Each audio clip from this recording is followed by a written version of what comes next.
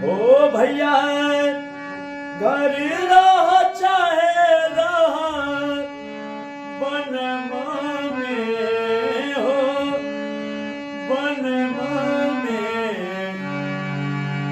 शिव गुरु के बसल अपना मनमा में।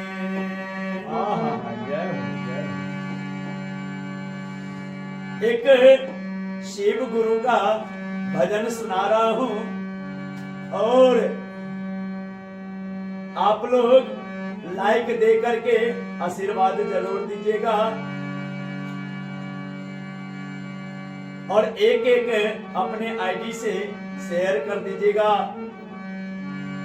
देखिए आपके लाइक करने से आपका कुछ नहीं जाता है, लेकिन हमारे लिए आपका एक लाइक 1 करोड़ का है।